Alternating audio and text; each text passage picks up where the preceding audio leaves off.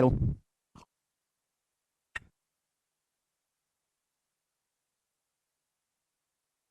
Hello दोस्तों, नमस्ते भाई। गुड इवनिंग, कैसे हैं आप लोग? कैसा महसूस कर रहे हैं आप? बताइए। अच्छा महसूस कर रहे हैं? चलिए स्टूडेंट्स, शुरू करते हैं आज की कहानी को। आज की कहानी बहुत ही शानदार होगी और आज इस कहानी का अंत भी होगा प्रॉफिट लॉस की। ठीक है जी, चलिए बताओ इसका आंसर। सवाल नंबर 20 बताएं। सवाल मेंस 2022 के पेपर का पूछा हुआ है। सवाल बहुत ही ज्यादा आसान है। करो। दिखाई दे रहा है जी? कोई माल तीन व्यापारी के हाथों में क्रमिक रूप से गुजरता है। उनमें से प्रत्येक व्यापारी अपने माल के अपने किले मूल्य के 30% के लाभ पर बेचता है। यदि अंतिम व्यापारी में माल को 30 रुपये में बेचा गया है तो पहले व्यापारी ने इसे कितने में खरीदा था? एक सामान तीन व्यापारियों के बीच से गुजरता है और हर व्यापारी अपने सामान के किले मूल्य पर 30% का प्रॉफिट कमाता है, यानी कि 3/10 का प्रॉफिट कमाता है। यदि फाइनल व्यापारी ने सामान को 300 रुपये में बेचा तो पहले व्यापारी ने इसे कितने में खरीदा था? इस सवाल है। हर व्यापारी 30% का प्रॉफिट कमा रहा है, 3/10 तो मल्टीप्लाई करके कितना होता है? 13/10। और तीन व्यापारी को बीच से गुजरा, एक बार मल्टीप्लाई करें, तीन बार मल्टीप्लाई करके क्या होगा मेरे दोस्त? इसका क्यूब। अब मेरे प्यारे, आप जानते हैं कि 10 का क्यूब होता है 1000 और 13 का क्यूब होता है 2197। यानी पहले व्यापारी के लिए अगर किले मूल्य 1000 था तो तीन व्यापारी से गुजरने के बाद जो फाइनल व्यापारी के पास पहुंचेगा तो उसकी कीमत हो जाएगी 2197। सवाल में 2197 की वैल्यू ही 300 रुपये दी है। 2197 की वैल्यू ही सवाल में 300 रुपये दी है और सवाल में पूछा गया बेटा, सवाल में आपसे 1000 यूनिट की वैल्यू पूछी है। ये क्वेश्चन बन जाएगा, ये सवाल बन जाएगा। ठीक है ना? तो 2197 की वैल्यू 300 रुपये, तो 1 यूनिट की वैल्यू क्या है? 1 यूनिट की वैल्यू आएगी 300 बटे 2197, 1 यूनिट की वैल्यू। आपसे 1000 यूनिट की वैल्यू पूछी है तो मल्टीप्लाई बाय 1000 रुपये, इसका आंसर आ जाएगा। क्लियर है? 300 यूनिट की वैल्यू 2197 के लिए 300 रुपये है तो 1 यूनिट की वैल्यू 300 बटे 2197, आपसे 1000 यूनिट। आवाज आ रही है ना? वॉइस नहीं आ रही? वॉइस तो एकदम क्लियर है? अरे सब कुछ क्लियर है, इधर सुनो पागल कहीं के। ठीक है भाई? अरे समझाता मल्टीप्लाई करने में आपको। ठीक है ना? 15 20 साल हुए थे। ये परसेंटेज में भी होता है, प्रॉफिट लॉस में भी होता है मेरे दोस्तों। ठीक है ना? तो एक सामान तीन व्यापारी के हाथ से गुजरता है, हर व्यापारी 30% का लाभ कमाता है। फाइनल व्यापारी ने सामान 30 रुपये में बेचा तो पहले व्यापारी ने कितने में खरीदा था? 30% का प्रॉफिट 3/10 मल्टीप्लाई करो 13 10 एक बार तीन व्यापारी से गुजरा, तीन बार मल्टीप्लाई करो पावर क्यूब। 2197 के लिए 300 रुपये, फाइनल वैल्यू आपको कैलकुलेशन करनी है। देखो पहली बात, आंसर 300 रुपये से कमाएगा, ये आंसर तो हो ही सकता है। ये होगा आंसर नहीं होगा, इन दोनों में से एक आंसर होगा। अब जैसे 2197 है, मैं ये जो 2197 है 297, मैं इसकी 297 किसके बराबर 22 के बराबर 2200 है। ऑप्शन काफी नजदीक है, 1 रुपये का फर्क है, ज्यादा ऑप्शन कर सकता हूं मैं। 297 का लगभग 2200 रुपये, अगर मैं इसको 2200 रुपये मान लेता हूं तो पड़ जाएगा 2 बार। अब 3 बटे 22 13 आप लोग 300 बटे 22 का इतना 1500 बटे 11, 1500 को अगर मैं 40 से भागूं तो लगभग कितना आएगा? जवाब दो। 11 कम 11 बचेगा 4 0 33 7 0 66, 136 4 0 44 136.4 आएगा समथिंग। देखो मैंने 297 को मेरे प्यारे भाई, मैंने यहाँ पे 297 को 22 ले लिया, मैंने वैल्यू रख दी। बीच में संख्या बड़ी कर दी तो आंसर छोटा हो जाएगा, यानी आंसर 136.4 से ज्यादा जाना चाहिए। 1500 बटे 11 4 0 33 7 0 66 बचेगा मेरे दोस्त यहाँ पे 4 तो 33 तो 7 0 136.6 आया मेरे दोस्तों अप्रॉक्स में। क्लियर है भाई? नीचे होना चाहिए 297, मैंने कर दिया 22 तो आंसर छोटा हो गया, आंसर छोटा हो गया। जो भी आंसर आएगा 136.6 से हल्का सा ज्यादा है और 136.6 से हल्का सा ज्यादा मेरे दोस्तों, ये तो लगभग बराबर ये वाला ऑप्शन नहीं है, ये वाला ऑप्शन हो जाएगा सी ऑप्शन 137.55। ठीक है भाई? तो आंसर जो है आपको अप्रॉक्स डिवाइड करके देखना पड़ेगा, कैलकुलेशन तो है ज्यादा है, कैलकुलेशन है भी, आप कुछ कर नहीं सकते सवाल में।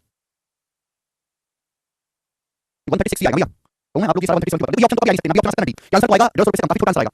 अब मैंने ज्यादा चेंज किया, देखो 2197 को मैंने 2200 लिखा है, मैंने 3 बढ़ाया, केवल मात्र 3 ही बढ़ाया है, तो आंसर के ना डेसिमल पार्ट में फर्क आएगा। 1 रुपए का फर्क नहीं आएगा, 0.36 है, ये 0.55 है। ठीक है, तो लगभग 0.2 रुपए बढ़ गया, ये वाला ऑप्शन आंसर होना चाहिए, 1 रुपए बढ़ जाएगा, ये उत्तर नहीं आएगा, आंसर ए ऑप्शन नहीं है। ठीक है बच्चे? भैया कैलकुलेटिव सवाल है, आगे चलते हैं, बताओ। 900 ए 900 रुपए में खरीदकर 25% के लाभ पर बी को बेचता है। बी से सी को बेचता है जो इसे 10% के लॉस पर 1350 में बेचता है। ठीक है, बी का प्रॉफिट परसेंटेज क्या होगा अप्रॉक्स? ए ने 900 रुपए में वस्तु खरीदकर 25% के प्रॉफिट पर बी को बेची, बी ने इसे बेचा सी को, बी से सी को बेचता है जो इसे 10% के लॉस पर, उसे 10% के लॉस पर 1350 रुपए में बेचता है। बी का प्रॉफिट परसेंटेज क्या होगा मेरे दोस्तों? अप्रॉक्स में आपको जवाब देना है, जल्दी से जवाब दीजिएगा मेरे प्यारे। यहाँ पे तीन लोग हैं, ए बी और सी, तीन लोग हैं, बताओ कौन करेगा? 900 ए ने 900 रुपए में वस्तु खरीदकर 25% के प्रॉफिट पर बी को बेचा, बी ने इसे सी को बेचा, बी से सी वो से सी को 1350 at a loss of 10%। B से सी को बेचता है जो किसके लिए इस्तेमाल हुआ? जो इस्तेमाल हुआ सी के लिए, सी के लिए जो इसे 10% की हानि पर 1350 में बेचता है। बी ने सामान सी को बेचा और सी ने इस सामान को 10% के लॉस पर 1350 में बेचता है। क्लियर? तो आपसे पूछा बी का प्रॉफिट परसेंटेज क्या होगा? ध्यान सुनिए। ए ने कोई सामान 900 रुपए में खरीदा, सुनो भाई, ए ने कोई सामान 900 रुपए में खरीदा और खरीदने के बाद बी को बेच दिया 25% के लाभ पर, तो 25% का फ्रैक्शन वैल्यू क्या होता है? 1/4। 25% का फ्रैक्शन वैल्यू होता है 1/4। तो 900 रुपए पे 25% का प्रॉफिट तो सामान बेचा कितना में? 900 के 125% में 900 के 5/4 में, 900 के 1/4 में बेचा, 900 के 1/4 प्रॉफिट बेचा 900 के 5/4 में। फिर बी से सी को बेचता है मेरे प्यारे भाई, बी ने सामान बेचा है सी को, बी ने सामान बेचा सी को, सी ने इस सामान को 1350 रुपए में बेचा और सी को 10% का लॉस हुआ, 10% का। क्लियर है? यहां तक बात क्लियर है? बी ने सामान को बेचा सी को और फिर सी ने सामान को 1350 में बेचा और 10% का लॉस हुआ। देखो अब बताओ सी का कॉस्ट प्राइस क्या है? जो सी के लिए कॉस्ट प्राइस है वही बी के लिए सेल प्राइस है। बी ने सामान बेचा सी को, सी ने बेचा 1350 में 10% के लॉस पर, तो सी का सी क्या होगा मेरे प्यारे भाई? 1350 बेचा 10% लॉस पर, तो 90% की वैल्यू है। 100% पे 10% का लॉस होगा तो 90% का, मतलब 100% की वैल्यू कितनी आएगी मेरे प्यारे? जवाब दीजिएगा, तो आएगी 1500 रुपए, यानी कि सी का जो सीपी है 1500 रुपए है। इसका मतलब ये हुआ कि बी ने इतने रुपए का सामान सी को इतने रुपए में बेचा है, बी ने इतने रुपए का सामान सी को 1500 रुपए बेचा, तो बी का प्रॉफिट क्या होगा? रेशियो लेंगे 300 से 900 45 1500 45 चला 3 बार 3/4, 3/4। तो बी का प्रॉफिट कितना होगा? 1/3 का मतलब हो गया अप्रॉक्स 33%। ए ऑप्शन सवाल आंसर है। सवाल की लैंग्वेज में आपको घुमाया, सवाल मुझसे कुछ भी नहीं, बस इसकी लैंग्वेज को कॉम्प्लिकेट लिख के बच्चों को डरा दिया गया है। जो हु शब्द आता है वो नियरेस्ट प्रोनाउन के लिए आता है, हु जो शब्द आता है वो नजदीक का प्रोनाउन सी के लिए आया है। ए ने सामान 900 में खरीदा, बी को बेचा 25% के प्रॉफिट में, बी ने सामान बेचा सी को, सी जो बंदा है वो 1350 रुपए बेचता है 10% के लॉस पर, तो सी ने खरीदा कितने में? 1500 रुपए में, बी ने 3 रुपए का सामान खरीदा, सी को 1500 बेचा, हम रेशियो लेंगे तो बी का प्रॉफिट आ गया 1/3 मतलब 33.33%। अगला क्वेश्चन बताओ जी, करो बच्चों। नेक्स्ट सवाल, आगे चलिए। नेक्स्ट वैरायटी सी पे ध्यान से सुनिएगा मेरे दोस्तों, ध्यान से अभी लोग। ठीक है, आगे सक्सेसिव में मिसलेनियस सवाल है। अब मैं यहाँ से आपको जो कराऊंगा वो सक्सेसिव वैरायटी पे मिसलेनियस क्वेश्चन कराऊंगा, मिसलेनियस सवाल। ठीक है जी? आप बोलोगे हाँ जी सर कराइए, सक्सेसिव वैरायटी पे मिसलेनियस सवाल। ओके, चलिए ध्यान से सुनने की और समझने की कोशिश करेगा। जब हम सक्सेसिव में रेशियो मेथड लगाते हैं, जब हम सक्सेसिव में रेशियो मेथड लगाते हैं तो रेशियो मेथड से इनिशियल वैल्यू से फाइनल वैल्यू का रेशियो आता है, वो बीच की कैलकुलेशन को हमेशा कम कर देता है, बीच की कैलकुलेशन को कम कर देता है, तो फायदा रेशियो का। लेकिन अगर आपको किसी सवाल में बीच की वैल्यू के बारे में नहीं पूछा है, अगर आपसे कोई सवाल बीच की वैल्यू के बारे में पूछा है तो ऐसे सवाल को फिर आपको बेसिक से 100 मान के करना चाहिए, वहां पर रेशियो मेथड का इस्तेमाल नहीं करना चाहिए। जब हम सक्सेसिव में रेशियो मेथड लगाते हैं या मल्टीप्लाइंग फैक्टर इस्तेमाल करते हैं तो हमेशा इनिशियल वैल्यू से फाइनल वैल्यू का रेशियो आता है, बीच की कैलकुलेशन कम हो जाती है, गायब हो जाती है। लेकिन अगर बीच की इंफॉर्मेशन पूछी है तो मेरे दोस्तों हमेशा बीच की जानकारी आपसे पूछ रही है तो ऐसे सवाल को हमेशा 100 मान के या एलसीएम के मेथड से करेंगे। जैसे आप ये सवाल देखो, अभी आपको समझ में आएगा। ए ने एक वस्तु बी को बेची 20% के लॉस पर, फिर बी ने इस सामान को आगे बेचा सी को 18% के प्रॉफिट पर, बाद में सी ने इसे बेचा 10% के प्रॉफिट पर डी को, ए ने बी को बेचा, बी ने सी को बेचा, सी ने डी को बेचा, सी को 940 का लाभ हुआ। देखो बीच की इंफॉर्मेशन रहती है, सी को 940 का लाभ हुआ तो पूछा ए को कितना लॉस हुआ, ए को कितना लॉस हुआ, और आपसे बीच की इंफॉर्मेशन दी है, बीच की इंफॉर्मेशन पूछी है, तो ऐसे सवाल को मेरे प्यारे भाई आप 100 मान के बनाइएगा। भाई ए ने सामान बेचा बी को, बी ने सामान बेचा सी को और सी ने सामान बेचा मेरे दोस्तों डी को, यही है क्लियर। लेकिन अगर आप 100 मान के बनाएंगे तो भी हो सकता है कि आपकी कैलकुलेशन थोड़ी सी बढ़ जाए। ठीक है जी? वैसे आपकी कैलकुलेशन बढ़ नहीं दूंगा। देखो ध्यान से सुनिएगा मेरे दोस्तों, जब भी ऐसा सवाल है, ए ने सामान बेचा बी को 20% के लॉस पर, 20% की फ्रैक्शन वैल्यू होती है 1/5, फिर बी ने बेचा सी को 18% के प्रॉफिट पर, 18% की फ्रैक्शन वैल्यू होती है 9/50, 18% की फ्रैक्शन वैल्यू होती है 9/50। फिर बाद में सी ने इसे बेचा 10% के प्रॉफिट पर 10% की फ्रैक्शन वैल्यू होती है 1/10 10% की फ्रैक्शन वैल्यू होती है बच्चों 1/10 ए ने सामान बी को बेचा बी ने सामान सी को बेचा और सी ने सामान डी को बेचा तो भैया मुझे यहाँ पे बटे 5 भी करना है मुझे बटे 50 भी करना है मुझे बटे 10 भी करना है मुझे बटे 5 भी करना है बटे 50 भी करना है बटे 10 भी करना है तो मुझे ऐसी वैल्यू चाहिए जिसका बटे 5 भी आसानी से किया जा सके बटे 50 भी बटे 10 भी तो ऐसा सामान है तो आप इनका ले लो मल्टीपल आप इनका मल्टीपल मान लो 5 गुणा 50 गुणा 10 आप इनका मल्टीपल मान लीजिए मेरे क्या मान लीजिए मल्टीपल 5 गुणा 50 गुणा 10 कितना आ जाएगा मेरे दोस्तों 2500 तो मैंने मान लिया कि माना हमने मान लिया कि माना ए का सीपी 2500 है 2500 है 100 मान के करोगे कैलकुलेशन मुश्किल होगी हो जाएगा 100 मान के लिए ये सवाल 100 मान कर भी हो जाएगा मेरी बात सुनो आप लेकिन कैलकुलेशन ज्यादा होगी अगर आपको कैलकुलेशन कम करनी है तो आप ये जो इनके फ्रैक्शन है इनका मल्टीपल मान लीजिए मल्टीपल ए ने बी को बेचा बी ने सी को बेचा मल्टीपल मानना एलसीएम नहीं तो मेरे दोस्तों कैलकुलेशन कम होगी तो मैंने मान लिया कि ए का सीपी 2500 है ए ने सामान बेचा बी को 20% के लॉस पर 2500 का 20% कितना होता है 2500 का 20% होता है 500 तो 500 के लॉस पर ए ने सामान बी को बेचा तो बी को कितने बेचा 2000 में कितने बेचा बी को 2000 में आप बोलोगे आंसर 2000 में उसके बाद बी ने सामान बेचा सी को 18% के प्रॉफिट बी ने सी को बेचा 18% के प्रॉफिट अब 2000 18% कितना होता है 2000 18% होता है 360 तो बी ने सामान बेचा सी को 2360 में 2360 में बी ने सामान बेचा सी को 2360 में 2360 में आप बोलोगे हां जी सर बाद में इसे सी 10% के लाभ पर डी को बेचा बाद में सी ने बेचा डी को 10% के लाभ पर तो सी ने 2360 में खरीदा 2360 का 10% कितना होता है 2360 का 10% होता है 236 2360 का 10% होता है 236 तो 236 के प्रॉफिट पर सी ने सामान डी को बेच दिया सवाल में बोला सी को 944 रुपए का लाभ हुआ मुझे डी का सी निकालने की जरूरत नहीं है बोला सी को 944 रुपए का प्रॉफिट हुआ सी को प्रॉफिट कितना हुआ 236 का सवाल में सी को प्रॉफिट कितना 944 रुपए का बताओ कितने गुना है जल्दी से बताओ कितने गुना है 236 के 944 रुपए 4 गुना 200 का 836 4 गुना पूछा आपसे ए को कितना लॉस हुआ ए को लॉस हुआ 500 यूनिट का इन्हें सामान डी को बेचा 500 का लॉस हुआ 2500 का 20% 500 500 यूनिट की वैल्यू पूछिए तो 500 की वैल्यू कितनी आ गई 4 गुना यानी 2000 रुपए तो ए को कितना लॉस हुआ ए को लॉस हुआ 2000 रुपए तो ये सवाल का आंसर है बी ऑप्शन इससे आपकी कैलकुलेशन बहुत ज्यादा कम होगी आपका 1 सेकंड में आंसर आ गया ऑप्शन नंबर बी इस सवाल में आपसे ये नहीं पूछा अभी तक हमने जितने सवाल करे उन सवाल में क्या दिया हुआ था अभी तक हमने जितने सवाल करे ए को बेचा बी को बेचा सी को बेचा आपको ए की वैल्यू देता डी की वैल्यू पूछ लेता था आपको डी की वैल्यू देगा डी का सी देगा ए का सी पूछ लेता आपको डी का सी देगा ए का पूछ लेता बीच के बारे में कुछ नहीं पूछता था लेकिन ये वो स्पेशल सवाल है जिसमें बीच की जानकारी पूछ ली है जब बीच की जानकारी पूछ ली है तो तभी सॉल्व कर पाओगे जब बीच की हर एक जानकारी आपको पता हो और बीच की हर एक जानकारी पता करने का बेस्ट तरीका 100 मान के करो लेकिन हम 100 मान के करते हैं जब x मान के करोगे कैलकुलेशन करोगे उत्तर तो आएगा नहीं 100 मान के करोगे तो हल्की फुल्की कैलकुलेशन होगी तो मैंने कैसे मल्टीपल मानो कैलकुलेशन होगी ही नहीं कभी बात समझ में आप बोलोगे आंसर समझ में आई है चलिए नेक्स्ट एक और क्वेश्चन ऐसे जवाब दीजिए 31 सवाल बनाओ और अब रेशियो से क्यों नहीं करेंगे सवाल रेशियो का इनिशियल फाइनल वैल्यू रेशियो देगा बीच की जानकारी मिटा देता है बीच की जानकारी पूछिए यहाँ पर बताओ ए ने साइकिल खरीदी उसे बी को 1 के प्रॉफिट बेच दिया बी ने सी को 5% के लॉस पर बेचा ठीक है सी ने डी को बेचा 10% के प्रॉफिट पर सी ने बेचा इसको डी को 10% के प्रॉफिट पर 10,450 में यदि डी ने सीधे वहां से साइकिल खरीदी होती जहां से ए ने खरीदी है यदि डी ने सीधे वहां से साइकिल खरीदी होती जहां से ए ने खरीदी है तो उसे कितने रुपए की बचत होती उसे कितने राशि की बचत होती है सवाल बहुत बेहतरीन सवाल ए ने एक साइकिल खरीदी ए ने साइकिल खरीदी और उसे बी को 1000 रुपए के लाभ पर बेच दी ए ने एक साइकिल खरीदी और बी को बेच दी 1000 रुपए के प्रॉफिट पर कितने के प्रॉफिट पर 1000 रुपए के प्रॉफिट पर आप बोलोगे हां सर बिल्कुल सही फिर बी ने सी को बेचा 5% के लॉस पर बी ने साइकिल को सी को बेचा 5% के लॉस पर आप बोलोगे आंसर 5% के लॉस पर सी ने इसे डी को बेचा 10% के लाभ पर सी ने जो है मेरे दोस्तों इसे डी को बेचा है 10% के प्रॉफिट पर सी ने इसे डी को बेचा 10% के प्रॉफिट पर 10450 रुपए में कितने रुपए में 10450 रुपए में बोला है अब यहां पे सुनिएगा इसकी लैंग्वेज को यदि डी ने सीधे वहां से साइकिल खरीदी होती जहां से ए ने खरीदी है तो उसे कितने रुपए की बचत होती ये सवाल आप बोलोगे हां सर तो पहले आप मुझे बताओ कि भाई ए के लिए साइकिल का सीपी कितने मूल्य क्या है तो पहले आप ये बताओ कि बी का सीपी क्या है बी ने साइकिल सी को बेची सी ने साइकिल डी को बेची बी ने सी को बेचा 5% के लॉस पे सी ने डी को बेचा 10% के प्रॉफिट पे ठीक है डी ने 10450 में खरीदी है तो बी का सीपी क्या है बी का मूल्य क्या है जवाब दीजिएगा मेरे दोस्तों फटाफट बताओ 5% का लॉस यानी कि 1/20 यानी कि 20 का सामान 19 में ये बात है 10% प्रॉफिट मतलब 1/10 यानी कि 10 का सामान मेरे दोस्तों 11 में बात क्लियर है आपको ये फाइनल वैल्यू देके 10450 10450 और आपसे इनिशियल वैल्यू यानी कि बी का सीपी पूछा है मैं केवल ये कैलकुलेशन करूं यहां से आप बी ने सी को बेचा 5% के लॉस पे सी ने डी को बेचा 10% के प्रॉफिट 5% का 1/20 यानी कि 20 का सामान 19 में 10% प्रॉफिट वाला 10 का सामान फाइनल वैल्यू ये आपसे पूछा 19 मान के 209 209 से कितनी बार जाएगा 50 बार तो 20 माना 200 200 के लिए 50 200 के 50 से गुणा करेंगे 10000 बी का जो सीपी है वो 10,000 रुपए है बी का जो मूल्य है मेरे दोस्तों कितना 10,000 रुपीस बी का मूल्य 10,000 रुपए है यस नो अब एक बात बताओ ए ने साइकिल बी को बेची है 1000 रुपए के प्रॉफिट में और देखो ए ने साइकिल बी को बेची और बी ने खरीदी तो 10,000 बी के लिए कॉस्ट प्राइस है लेकिन ए के लिए तो सेलिंग प्राइस है ना बी ने साइकिल 10,000 में खरीदी ए ने साइकिल 10,000 में बेची ये 10,000 बी के लिए कॉस्ट प्राइस है लेकिन ए के लिए सेलिंग प्राइस है मूल्य 10,000 में बेची 1000 का प्रॉफिट तो ए का सीपी क्या 9,000 रुपए ए का मूल्य क्या है मेरे दोस्तों 9,000 रुपए लेकिन सवाल आपसे पूछा गया है यदि बी ने सीधे वहां से साइकिल खरीदी होती जहां से ए खरीद के ला रहा है तो कितने रुपए की बचत होती भाई ए साइकिल खरीद के ला रहा है 9,000 रुपए की ए के लिए साइकिल का मूल्य 9,000 रुपए ए साइकिल खरीद के ला रहा है 9,000 की डी को साइकिल पड़ी है ऐसे 10,450 की यदि बी सीधा उसी दुकान से खरीद के लाता जहां से ए खरीद के ला रहा है तो इसे डी भाई साहब को भी साइकिल 9,000 की पड़ती जो अभी साइकिल डी को 10,450 की पड़ी है वो साइकिल अगर जहां से ए खरीद के ला रहा है वहीं से खरीद के लाता तो इसे डी को भी साइकिल 9,000 की पड़ती 10,450 की 9,000 की पड़ती कितने रुपए कम 1,450 रुपए मोटरसाइकिल सस्ती पड़ती तो डी को कितना फायदा होता 1,450 रुपए का फायदा होता सी ऑप्शन सवाल का आंसर है ऑप्शन नंबर सी कर पाओगे कि नहीं तो पूरी इंफॉर्मेशन आपको इस सवाल में लिखनी पड़ेगी तो ही आप कर पाएंगे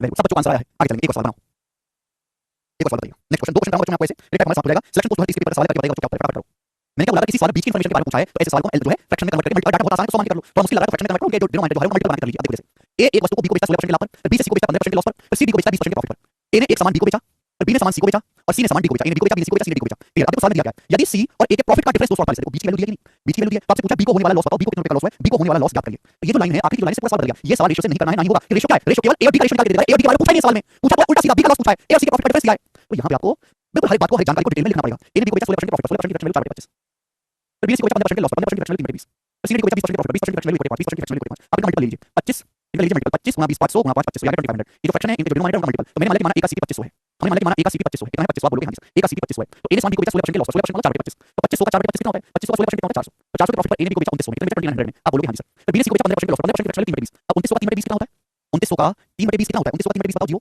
और आ जाएगा मेरे दोस्तों 145 145 कितना आ जाएगा मेरे भाई अभी 145 आ जाएगा 420 और 15 435 435 या क्या आप बोलोगे 2900 का 15% 290 है 290 और 145 435 तो 2900 पे 435 का लॉस होता है कितना है मेरे दोस्तों 2455 में 2455 आप बोलोगे हां सर 2455 बी ने सामान बेचा सी को 2455 में तो सी ने बेचा डी को 20% के प्रॉफिट पर सी ने बेचा डी को 20% के प्रॉफिट पर 2455 का 20% कितना हो गया 2455 का 1/5 कितना हो गया 480 प्लस 11 491 491 आप बोलोगे हां जी सर बिल्कुल 491 ठीक है 5 24 बचेगा 5 5 5 491 यहां तक बात क्लियर आप बोलोगे हां जी सर बिल्कुल क्लियर है बोला सी और ए के प्रॉफिट का डिफरेंस 248 है भाई ये सी का प्रॉफिट 491 है ए का प्रॉफिट 400 है इनके प्रॉफिट का डिफरेंस कितना है सी का प्रॉफिट 491 है सी का प्रॉफिट 491 है ए का प्रॉफिट 400 है इनके प्रॉफिट का डिफरेंस कितना है मेरे दोस्तों इनके प्रॉफिट का डिफरेंस 465 यहां 465 आएगा सॉरी 465 आएगा 465 आएगा और 465 का 5% मेरे दोस्तों 480 होती है 493 आएगा 493 आएगा 493 आएगा तो ए का प्रॉफिट 400 सी का प्रॉफिट 493 इन दोनों का डिफरेंस कितना है 400 493 का डिफरेंस आएगा 93 ए और सी का प्रॉफिट का डिफरेंस है 93 93 यूनिट के सवाल में 248 रुपए रखिए कितने रुपए रखिए बच्चों 248 रुपए रखिए आपसे पूछा बी को होने वाला लॉस बताओ तो बी को कितने का लॉस हुआ है आपसे 435 की वैल्यू पूछी है 435 की वैल्यू पूछी है आपसे 435 की वैल्यू पूछी है 435 का 5% बी को कितने का लॉस हुआ 435 का, आपको 435 की वैल्यू पूछी है, तो ए का प्रॉफिट 400 है, सी का प्रॉफिट 493 है, 493 इनका डिफरेंस 93 और 93 2 45 कितना 31 से जाएगा 3 बार और 31 से जाएगा मेरे दोस्त 8 बार 8/3 गुना 1 मिनट की वैल्यू है 8/3, तो 435 की वैल्यू आएगी 435 गुना 8/3 रुपए।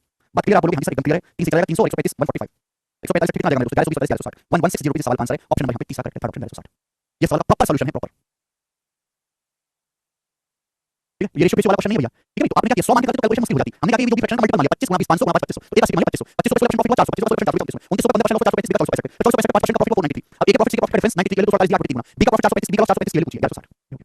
हालांकि इस सवाल का डाटा इतना आसान है, इस सवाल के ऑप्शन ऐसे दिए हैं कि आपको कुछ भी करने की जरूरत नहीं है, तो सवाल यहीं से सॉल्व हो जाएगा। सवाल पूछा क्या है, अगर सवाल को गौर से पढ़ो तो सवाल पूछा बी का लॉस, सवाल बी का लॉस पूछा है। ए ने सामान बेचा है बी को 16% के प्रॉफिट में, ए ने सामान बी को 16% के प्रॉफिट बेचा 2500 का सामान 2900 में, तो 29 से प्राइम नंबर आ गया, 29 से प्राइम नंबर आ गया। तो बी ने सामान बेचा सी को 15% के लॉस पे, तो बी को कितना लॉस हुआ है, बी को लॉस हुआ 2900 का 15%, बी का लॉस है 2900 का 15%, तो ये 29 तो प्राइम नंबर है ना, तो आंसर 29 से कटने वाला होगा। ये ऑप्शन 29 से नहीं कटता, ये वाला ऑप्शन 60 और 25 ऑप्शन 29 से नहीं कटता, ये ऑप्शन 29 से नहीं कटता, मतलब अकेला ही ऑप्शन 29 से कटता है, यही आंसर हो जाएगा। पूरा करने की जरूरत ही नहीं है इस सवाल को, इस सवाल में यहाँ के बाद सॉल्व करने की जरूरत नहीं है, यहाँ के बाद ये सब करने की जरूरत नहीं है। आप जानते हैं कि आंसर जो भी होगा 29 से कटने वाला होगा, तो एक ही ऑप्शन है, बी का लॉस 2900 का 3/20 है। मजा आया? एक सवाल मैं आपसे और पूछता हूं और आपने करके दिखा दिया तो बहुत अच्छी बात है, नहीं करके दिखाया तो आप किसी काम की नहीं है। सीपीओ 2023 का लेटेस्ट सवाल, अभी सीपीओ पेपर में दिल्ली पुलिस के पेपर में करके बताइए जरा, अपने सवाल को बहुत अच्छा जल्दी से करके बताओ फटाफट बताइए।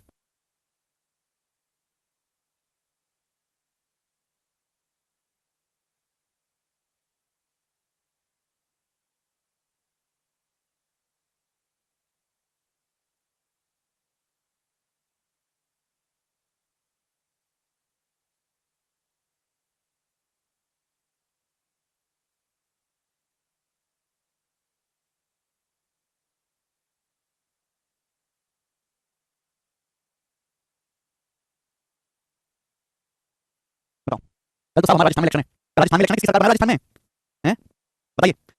आप इस सवाल को 80% वाले जिन्होंने सबसे क्वेश्चन कर भी लिए नहीं कर पाएंगे सवाल को, मैं बहुत कैलकुलेट नहीं होगा, छोड़ देंगे सवाल को, ठीक है ना। मैं थोड़ा समय लूंगा, टीचर करवाती नहीं है, पर आपको बताऊंगा भाई रुकना नहीं चाहिए कोई सवाल पेपर में। ए कोई वस्तु बी को 20% प्रॉफिट बेचता है, बी सी को 8% प्रॉफिट बेचता है, सी डी को 25% लॉस बेचता है। ये सवाल बहुत नॉर्मल हो सकता था अगर आपसे डी का सीपी देके ए का सीपी पूछ लेता, बहुत नॉर्मल रेशियो से 1 सेकंड में हो जाता। लेकिन जब सवाल ने अपना दिखाना शुरू किया ना कि ए और बी के प्रॉफिट का अंतर 260 है, ए और बी के प्रॉफिट का अंतर डी ने से कितना खरीदा, तो मुझे गुस्सा आना शुरू हुआ मेरे दोस्तों। तो भैया फिर मैं यहां पे औकात पे आ जाऊंगा, बी की जानकारी पूछिए। ए कोई वस्तु बी को 20% के प्रॉफिट पर बेचता है, 20% की फ्रैक्शन वैल्यू 1/5, बी से सी को 8% प्रॉफिट बेचता है, 8% की फ्रैक्शन वैल्यू 2/25, सी से डी को 25% के लॉस बेचता है, 25% की फ्रैक्शन वैल्यू 1/4, ठीक है। तो मेरे प्यारे भाई ए ने सामान बेचा बी को, ए ने बेचा है बी को, बी ने बेचा है सी को और फाइनली सी ने बेचा है डी को। ए अब यहां पे क्या मानते हैं, नीचे क्या है 5 गुना 25 गुना 4, इस सब की 25 का 100 500, तो मैंने माना कि ए का सीपी 500 है, माना ए का सीपी 500, मैंने ए का सीपी 500 मान लिया। अब हमने ए का सीपी 500 मान लिया, ए ने बी को बेचा 20% के प्रॉफिट पर, 500 का 20% होता है 100, तो बी को बेचा 600 में, तो बी ने सी को बेचा 8% के लाभ पर, तो बी ने सी को बेचा 8% के लाभ पर, 600 का 8% होता है 48, 48 के प्रॉफिट यानी सी को बेचा 648 में, क्लियर। तो सी से डी को बेचा 25% के लॉस पर, तो 648 का 25% कितना होता है, 648 का 25%, 600 का 25% 48 का 25% 162 के लॉस पर बेचता है मेरे भाई, तो कितना आ जाएगा 46, यानी कि डी ने सामान 46 में खरीदा, 46 मतलब 9 का मल्टीपल चेक कर सकते हैं, 9 से कटने वाली है, 4 से 9 से कटने वाली है, 2 4 से 60, एक ऑप्शन फंस गया। फिर आप बोलोगे हां सर बिल्कुल सही, पूरा ए और बी का प्रॉफिट का डिफरेंस 260, ए का प्रॉफिट 100 है, बी का प्रॉफिट 48 है, ए को 100 का प्रॉफिट है, बी का प्रॉफिट 48 है, तो ए और बी का प्रॉफिट का डिफरेंस कितना है 100 और 48 का डिफरेंस आ जाएगा 52, 100 और 48 का डिफरेंस 52, 52 की वैल्यू सवाल में 260 रुपए दी है, कितने गुना बचा 5 गुना, तो 52 की वैल्यू 260 5 गुना। तो आपसे पूछा डी कितना खरीदा, 480 में, 480 की वैल्यू 5 गुना होगी, यानी 2430 रुपए, तो 2430 रुपीस में डी ने सामान खरीदा, सवाल का आंसर हो जाएगा बी ऑप्शन, आप बताओगे 3 कर पाओगे। एक सेकंड में आपका क्वेश्चन सॉल्व हो जाएगा, आप कुछ लोग बोलोगे। बताएंगे दोस्तों अगला सवाल, सवाल नंबर 34 टाइप समा, अगला टाइप आपके सामने आ गया मेरे प्यारे भाइयों, अगला टाइप चलिए बताओ। एक व्यापारी एक वस्तु को बेचकर 20% का लाभ कमाता है, एक व्यापारी सामान को बेचकर 20% का लाभ कमाता है, यदि उसने वस्तु को 10% कम दाम में खरीदा होता और ग्राहक ने व्यापारी से उस वस्तु को 10% अधिक मूल्य पर खरीदा होता, तो उसके प्रॉफिट परसेंटेज में प्रतिशत परिवर्तन क्या है, what would be the percentage in profit percentage, head पे 10% less for it and customer paid 10% more for it. बहुत बेहतरीन सवाल है, घुमाने वाला। एक व्यापारी वस्तु को बेचकर 20% का लाभ कमाता है, इसका मतलब क्या है, इसका मतलब ये है एक व्यापारी सामान को बेचकर 20% का प्रॉफिट कमाता है, लेकिन 100 रुपए का सामान एक व्यापारी 120 रुपए बेचता है, प्रॉफिट कितना कमाता है 20% का, 20% का प्रॉफिट कमाता है एक व्यापारी, ठीक है। बोला है यदि उसने वस्तु को 10% कम दाम में खरीदा होता, व्यापारी ने 10% कम दाम में खरीदा होता, व्यापारी ने 100 की बजाय 10% का व्यापारी ने सामान 90 में खरीदा होता और ग्राहक ने व्यापारी से वस्तु को 10% अधिक मूल्य पर खरीदा होता और ग्राहक व्यापारी को 10% अधिक दाम में खरीदता, ठीक है ना। And customer paid 10% more for it, selling price 120, 120 से 10% ज्यादा है, 120 से 10% ज्यादा कितना होता है 132, यानी कि मेरे प्यारे भाई अगर ग्राहक 132 रुपए पे करता तो आप मुझे बताओ दुकानदार का प्रॉफिट क्या होता। ध्यान से सुनिए सवाल की लैंग्वेज पढ़ो भाई, अगर व्यापारी ने सामान 10% कम में खरीदा होता और ग्राहक ने सामान के लिए 10% ज्यादा पैसे दिए होते, 10% ज्यादा, तो भाई व्यापारी खरीदता 90 में, ग्राहक को बेचता 132 में, तो आप मुझे बताओ फिर व्यापारी को कितने परसेंट का प्रॉफिट होता, अगर 90 का सामान 132 रुपए का तो व्यापारी का प्रॉफिट होता मेरे दोस्तों 42 का, कितने पर 90 पर परसेंटेज में कितना इनटू 100%, आप बोलोगे हां जी सर बिल्कुल सही, कोई परेशानी नहीं है, ये आ जाएगा मेरे प्यारे 0 से 0 और 420 पर 90 आ गया 140 पर 3, 420 पर 90 कितना आ गया 420 पर 145% का प्रॉफिट है व्यापारी को। लेकिन सवाल में ये नहीं पूछा, सवाल पूछा है लाभ परसेंटेज में, लाभ प्रतिशत में प्रतिशत परिवर्तन ज्ञात करें, what would be the percentage change in the profit percentage, profit percentage में कितने परसेंट का चेंज है, प्रॉफिट परसेंटेज में कितने परसेंट का चेंज है। पहले प्रॉफिट कितना था, पहले प्रॉफिट था 20%, अब कितना प्रॉफिट होगा दुकानदार का, अब प्रॉफिट है 140 पर 3%, 140 तो प्रॉफिट परसेंटेज में कितने परसेंट का चेंज है, रेशियो लेंगे, जब रेशियो लेंगे तो 20% से 40 7 बार कट जाएगा, ये हो जाएगा मेरे दोस्तों 3:7, यानी कि मेरे दोस्तों प्रॉफिट परसेंटेज कितना हो गया 4/3 और 4/3 का मतलब होता है मेरे दोस्तों 133.33%, सी ऑप्शन आंसर है। प्रॉफिट परसेंटेज में कितने परसेंट का चेंज आया 133.33% का। राजस्थान में किसकी सरकार बना रहा है कल, नहीं राज राज कह रहे हैं IBACI में डिस्क्रिप्टिव हिंदी में दे सकते हैं क्या, बिल्कुल नहीं दे सकते राज, हिंदी में बिल्कुल नहीं दे सकते। आपको सरकार का भेदभाव हिंदी को बढ़ावा देना चाहिए, ऐसी सारी बातें करने की कोशिश ना करें। IB का मतलब इंटेलिजेंस ब्यूरो खुफिया विभाग, ACI का मतलब है assistant central intelligence officer. Suppose तुम बांग्लादेश में तुम कोई डॉक्यूमेंट हाथ लग गया, वो डॉक्यूमेंट बहुत जरूरी इंग्लिश में लिखा हुआ है, तुम उसका फोटो खींच के तुरंत अपने व्हाट्सएप पे, अगर तुम लीडर हो गए तुम इंग्लिश की बात को पढ़ नहीं पा रहे, तो तुम क्या वो जानकारी को अपने देश की एजेंसी तक पहुंचाओगे। और ये जो आप हिंदी की बात कर रहे हैं, अगर आप ये जो IBACI में आपकी जॉब लग गई, अगर आपकी जॉब लग गई, तो सपोज आपको पाकिस्तान भेजेंगे, रशिया भेजेंगे, किसी देश में आप जाओगे, आपको उस देश की लैंग्वेज सीखनी पड़ेगी, आप इसमें जाओगे स्पेलिंग सीखनी पड़ेगी, रशिया में जाओगे रशियन सीखनी पड़ेगी लैंग्वेज, ये केवल तुम्हारे स्वार्थ के लिए जॉब नहीं है। जो इंटेलिजेंस ब्यूरो वाली जॉब है ना, इस जॉब को इस तरीके से मतलब इस जॉब के बाद मेरी नौकरी लग जाएगी, मेरे शेयर पाएंगे, मेरी तनख्वाह जाएगी, मेरी शादी हो जाएगी, गवर्नमेंट नौकरी हो जाएगी। ये गवर्नमेंट जॉब की करनी है, ये देश की जिम्मेदारी वाली जॉब है, देश की। तुम्हारी जिंदगी कुछ नहीं पसंद, तुम्हारे परिवार की, तुम अपनी जिंदगी को डेडिकेट करोगे देश के लिए। तुमने सब इंटेलिजेंस ब्यूरो वाली फिल्म देखी है? इंटेलिजेंस ब्यूरो में थोड़े बड़े लोग पहुंच जाते हैं, अपने घर वालों से लाइफ कैसे मिलते हैं, रात को 10 बजे सोच 4 बजे निकलते हैं और उसको पता नहीं होता क्या काम कर रहा है, कोई पर्सनल लाइफ नहीं होती आदमी की। स्वार्थ से दूर हटके वाली जॉब करनी है, करनी है तो किसी को। 35वां सवाल बताइए जल्दी से। अगला क्वेश्चन। वो समझ देखो कि इंटेलिजेंस ब्यूरो में जॉब लगी तो थार पे चढ़कर रील बनाएंगे और यूट्यूब पे डालेंगे, बिल्कुल अंडरग्राउंड। इतना अंडरग्राउंड मतलब कि लोग सोचते हैं कि आप जिंदा ही मर गया, 5 साल तक तो घर नहीं आओगे। अगर इमरजेंसी सिचुएशन में चले गए तो 5 साल तक तो 5 साल तक तो घर वालों से बात करके 1 साल हो जाएंगे अगर सीरियस आप मिशन में हो तो। हालांकि ले लो से अरे इनका क्या भाई साहब हिंदी में लिख सकते हैं क्या? हिंदी का 20 भाषा सीखने पाते ट्रेनिंग के दौरान तो हिंदी मैनेजमेंट की तक आगे चलिए। सवाल नंबर 35 करो। अगला क्वेश्चन। एक सवाल करूंगा, मेरे प्यारे इसका जवाब दीजिएगा। A person sells a PV at a profit of 25%. If he gets a profit equal to 25% selling price, then he would gain 6% of CP plus rupees 119 more. Find CP of PV का CP क्या है? बहुत बेहतरीन सवाल है और इस सवाल में मेरे प्यारे केवल लैंग्वेज आपको कंफ्यूज करेगी। लैंग्वेज कोई व्यक्ति PV को उसके लिए मूल्य के 25% लाभ पर बेचता है, 100 मान के कर सकते हो, फ्रैक्शन कन्वर्ट करके कर सकते हैं, 25% की फ्रैक्शन वैल्यू होती है 1/4। ठीक है भाई। कोई व्यक्ति आईबी में जॉब करने वाला मतलब अपनी खुद की जिंदगी को खत्म कर देना, पूरी जिंदगी इसके लिए देना, समझा? कोई व्यक्ति PV को उसके लिए मूल्य के 25% लाभ पर बेचता है, 25% लाभ मतलब 1/4, यानी कि अगर CP 4 है, अगर सामान का CP 4 है तो 4 पे 1 का प्रॉफिट है, 5 सामान की बिका कितने 5 में, सामान की बिका कितने 5 में, प्रॉफिट कितना 1 यूनिट, 1 यूनिट का प्रॉफिट है। यदि उसने सेलिंग प्राइस के 25% के बराबर लाभ में बेचा होता, भाई कोई व्यक्ति PV को उसके लिए मूल्य के 25% लाभ पर बेचता है, मूल्य 4 है तो 4 25% की 4 पे 1 का प्रॉफिट तो सामान बिका कितने 5 में। अब ये लाइन यहां से इंपॉर्टेंट है, यदि उसने इसे विक्रय मूल्य के 25% लाभ पर बेचा होता, यदि उसने सेलिंग प्राइस के 25% प्रॉफिट पर बेचा होता, सेलिंग प्राइस कितना है 5 यूनिट, सेलिंग प्राइस कितना है 5 यूनिट, तो 5 यूनिट का 25% कितना आएगा, 5 यूनिट का 25% आ जाएगा 1.25 1.25 यूनिट, यानी कि अगर सेलिंग प्राइस के 25% प्रॉफिट पर बेचते तो कितना प्रॉफिट होता 1.25, सेलिंग प्राइस से 5, सेलिंग प्राइस के 25% प्रॉफिट पर बेचते तो कितना प्रॉफिट होता, सेलिंग प्राइस से 5 का 25% 1.25 का प्रॉफिट होता। तो बोला तो उसका लाभ कॉस्ट प्राइस का 6% प्लस 119 रुपए अधिक हो जाता, तो उसका प्रॉफिट सीपी का 6% प्लस 119 रुपए अधिक हो जाता। अब बताओ पहले कितना प्रॉफिट हुआ था 1 रुपए, अगर आप सेलिंग प्राइस के 25% के बराबर लाभ पर बेचोगे तो कितना प्रॉफिट होगा 1.25 रुपए, कितना प्रॉफिट होगा 1.25 रुपए। पहले कितना प्रॉफिट था 1 मिनट, पहले कितना प्रॉफिट था 1 मिनट, अगर सेलिंग प्राइस के 25% प्रॉफिट बेचोगे, सेलिंग प्राइस से 5 का 25% 1.25 तो कितना प्रॉफिट होगा 1.25, तो प्रॉफिट कितना अधिक हुआ, तो प्रॉफिट अधिक हुआ 0.25 यूनिट एक्स्ट्रा प्रॉफिट हुआ। पहले कितना प्रॉफिट हुआ था 1 मिनट, अगर आप सेलिंग प्राइस के 25% लाभ पर बेचोगे, सेलिंग प्राइस से 5 का 25% 1.25 तो पहले 1 का प्रॉफिट था, अब 1.25 का प्रॉफिट है तो प्रॉफिट कितना अधिक हुआ 0.25 अधिक हुआ। जबकि सारे प्रॉफिट कितना अधिक हो जाता है, प्रॉफिट कॉस्ट प्राइस का 6% प्लस 119 रुपए ज्यादा हो जाता है। कॉस्ट प्राइस का 6% कितना है, कॉस्ट प्राइस से 4, कॉस्ट प्राइस से 4 यूनिट, 4 यूनिट का 6% प्लस 119 रुपए एक्स्ट्रा प्रॉफिट होगा। 4 का 6% कितना होता है 4 24, 24 बटे 100 का मतलब होता है 0.24, 24 बटे 100 का मतलब होता है 0.24 प्लस 119 रुपए। आप बोलोगे हां जी सर बिल्कुल सही, कोई परेशानी नहीं है। प्रॉफिट कितना होगा सीपी का 6% प्लस 119 रुपए, सीपी कितना 4 का 6% 4 24 प्लस 119 रुपए, मैंने सर्कल बंद कर रखा है यूनिट से मेरे प्यारे, तो ये 0.24 हो जाएगा तो क्या आएगा 0.01, तो 0.01 यूनिट की वैल्यू कितनी आएगी 119 रुपए, 0.01 यूनिट की वैल्यू यहां से 119 रुपए आएगी, तो एक यूनिट की वैल्यू आएगी, 1 यूनिट की वैल्यू आएगी 2 जोड़ देंगे 11900 रुपए, 1 यूनिट की वैल्यू आएगी। आपसे पूछा पीवी का मूल्य, पीवी का मूल्य 4 यूनिट, 4 यूनिट की वैल्यू आपसे पूछा मल्टीप्लाई बाय 4 यानी कि आ जाएगा 11900 का 4 गुना, ठीक है, यानी कि 47706 रुपए। ऑप्शन नंबर सी सवाल का आंसर है 47600, ऑप्शन नंबर सी। बहुत बेहतरीन और एक जबरदस्त लेवल का सवाल है, सवाल की लैंग्वेज भी मुश्किल है और सवाल की कैलकुलेशन भी है। डी ऑप्शन सवाल का आंसर नहीं है बेटा, ये तो 1 यूनिट की वैल्यू है, आपसे पीवी का सीपी पूछा 4 यूनिट की वैल्यू, तो 4 यूनिट की वैल्यू 11900 का 4 गुना, यानी 47600 रुपए पीवी का सीपी आएगा। सवाल को 2-3 बार पढ़ो तब करना, तब इसका उत्तर आएगा, ठीक है बच्चों। आगे चलेंगे नेक्स्ट क्वेश्चन की ओर। सवाल नंबर है बच्चों आपके सामने, यहाँ पर जवाब दीजिएगा, बताओ। एक क्वेश्चन और है, फिर मैं अगला टाइप बताऊंगा।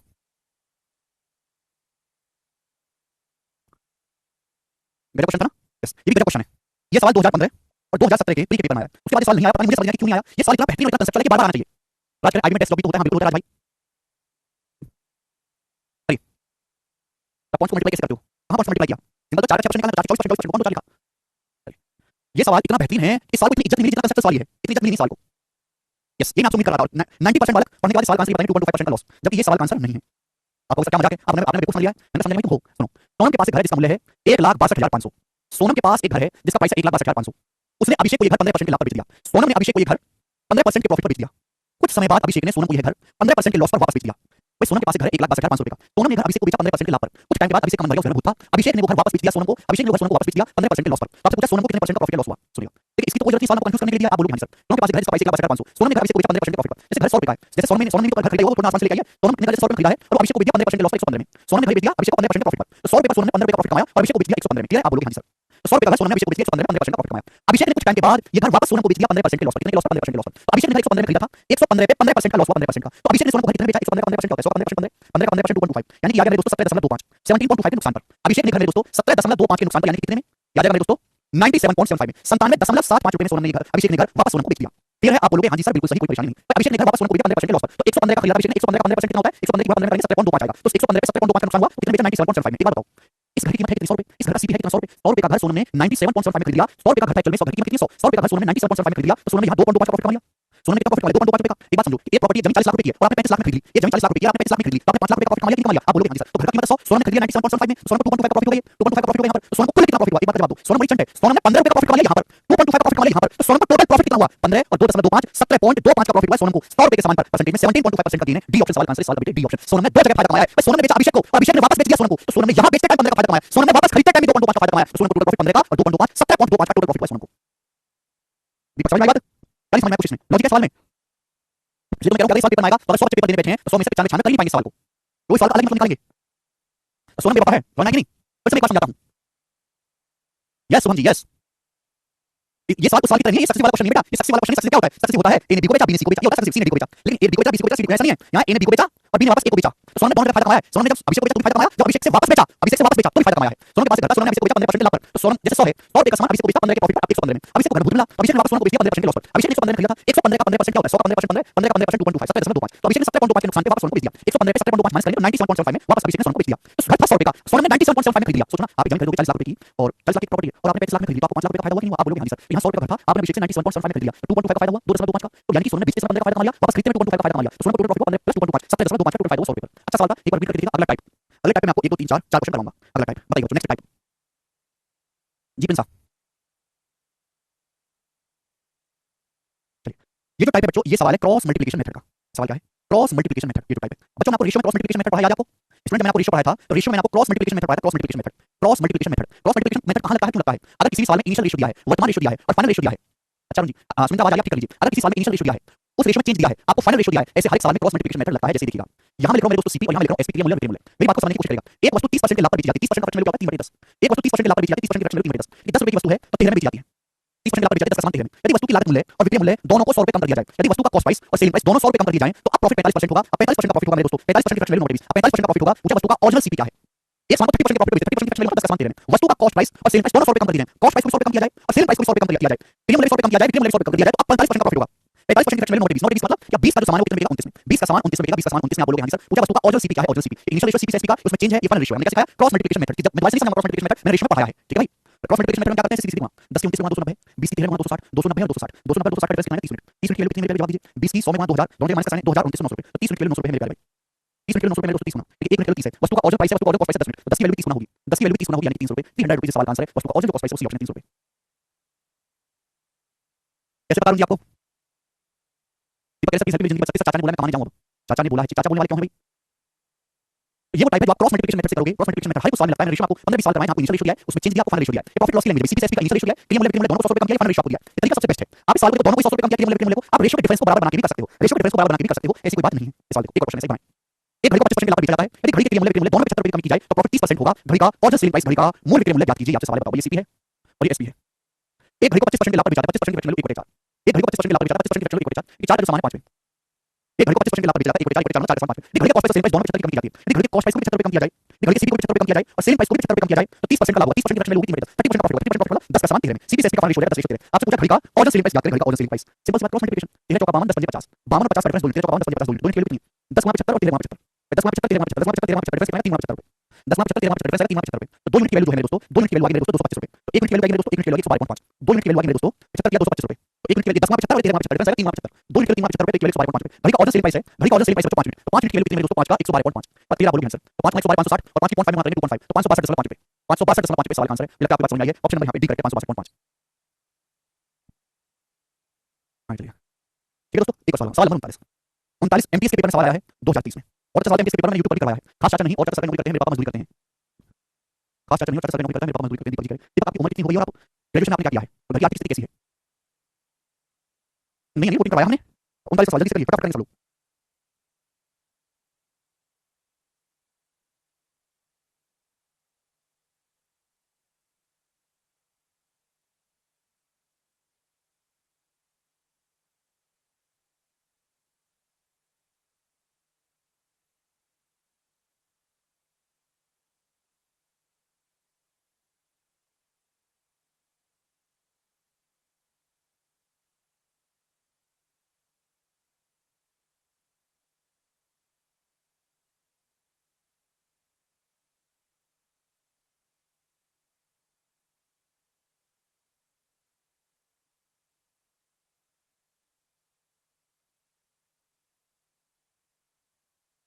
जी, एक वस्तु को 10% के लॉस पर बेचा जाता है। ये टाइप बहुत ही आसान है।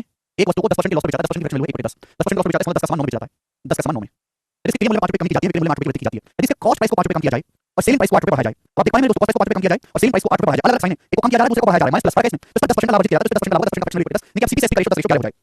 पहले सीपी से एसपी का रेशियो 10 रेशियो 9 था। अगर मेरे प्यारे भाई सीपी को 5 रुपए कम कर दे, सेलिंग प्राइस को 8 रुपए बढ़ा दे, तो 10% का प्रॉफिट होगा। वस्तु का ऑर्डर सेलिंग प्राइस आपसे पूछा, ऑर्डर सेलिंग प्राइस मतलब 9 मल्टीप्लाई आएगा, ये नहीं है, ये है, ये भी नहीं है। इन दोनों ऑप्शन में से आंसर है बी ऑप्शन में से, डी ऑप्शन में से। क्रॉस मल्टीप्लाई 10 की 11 में 110, 10 की 9 में 90, 110 90 का डिफरेंस 20 मिनट, 110 90 का डिफरेंस 20 मिनट, 110 90 का डिफरेंस 20 मिनट की वैल्यू कितनी है? 10 की प्लस 8 में 80, 10 की 8 80 और -5 की 11 -55 -5 की 11 -55 से आपको डिफरेंस लेना है। जब मैं डिफरेंस लूंगा ये माइनस प्लस हो जाएगा, 80 में 55 जुड़ जाएगा, 80 में 55 जुड़ जाएगा 135 रुपए। तो 20 मिनट की वैल्यू जो है 135 रुपए है। यही लॉजिक है। बच्चा 80 और डायरेक्ट -5 -55 80 -55 का डिफरेंस 135 रुपए। 20 मिनट के लिए 135 रुपए, तो 1 मिनट के लिए क्या लिया? जल्दी जल्दी 5 जाएगा 4 बार और 5 जाएगा 27 बार। 1 मिनट के लिए 27 बटे 4 27 बटे 4 मतलब 6.75। 1 मिनट के लिए दोस्तों आप बोलोगे 1 मिनट के लिए 6.75 27 बटे 4। आप 14 से 22 मिनट के लिए तो 9 मिनट के लिए 9 * 6.75 यानी कि एंड में 2 डेसिमल आएगा, 2 डेसिमल। तो आंसर ये वाला ऑप्शन नहीं है, ये वाला ऑप्शन डी। तो डी ऑप्शन सवाल का आंसर है। बताइए अगला सवाल में एक और सवाल बनाओ। सवाल नंबर आपके सामने यहाँ पर, ये बताइए। अगर आपने सॉल्व कर दिया तो बस आपके टाइप ओवर हो जाएगा, आप बहुत अच्छे तरीके से समझ पाओगे इस बात को। बनाएं।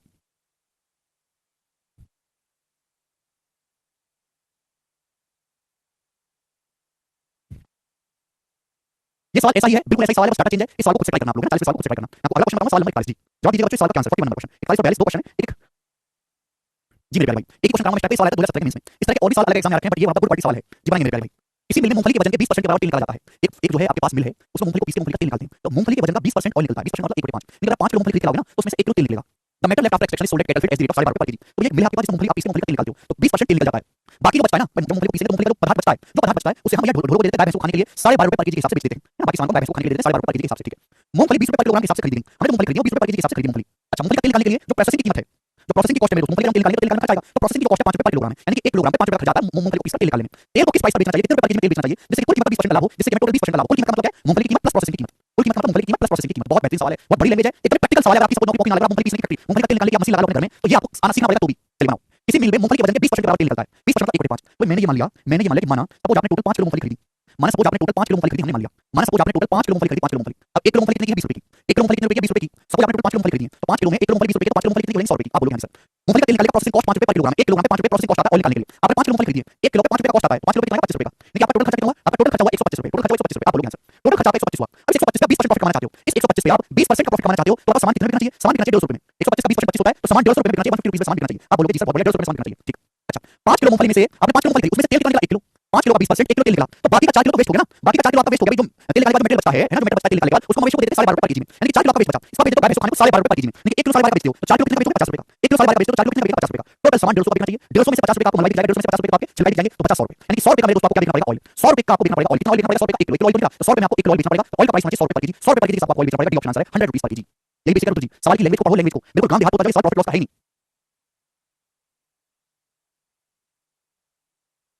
भाई मजा आया सवाल में? एक एक स्टेप को, सवाल की लैंग्वेज बहुत बढ़िया है। आप पूरा सवाल पढ़ो, एक लाइन पढ़ो, एक लाइन को सॉल्व करो, ठीक है बच्चा। चलिए स्टूडेंट्स, आज की कहानी को यहीं विराम देते हैं। इसके आगे जो है वो कल करेंगे। हाँ जी आयुष जी, बाय।